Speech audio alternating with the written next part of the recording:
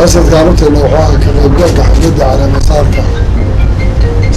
وحينها قلبي أحمد تعالى جيل لحاف فعلا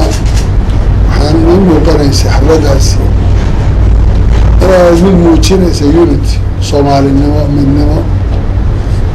عود موجينيسا دران إيه مقرن يددك الصوماليات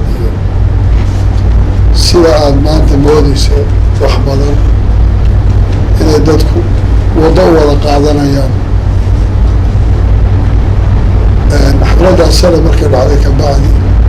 waxay noqotay xalay inaanu marino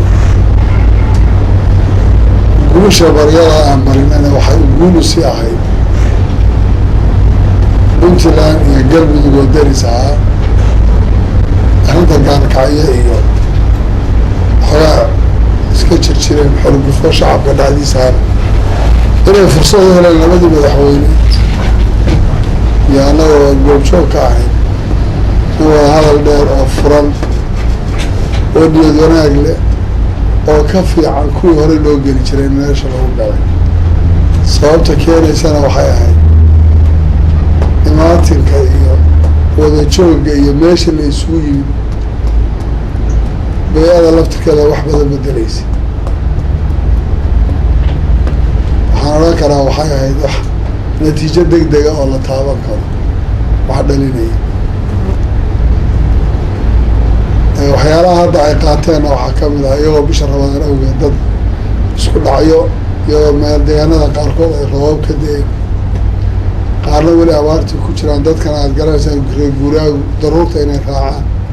inay baadida kale ceshan waayaan ninkii baadidii ay ka soo raacdo inay soo raaci karin laakiin labada madaxweyne puntland iyo galmudug aan isleeyahay waxay qaateen geesinimo dowladda federaalkana waxaan u soo jeedinayaa baaq ah inay isha ku hayso xaaladaha deegaanada ka taagan oo dhaqaale iyo taageero siyaasadeed labadaba ay u geystaan dowladduna ha ogaatay reer mudug haddaan lagu soo fakaraan dhibkooda uu badnaanayaa meeshooda ha lagu hayo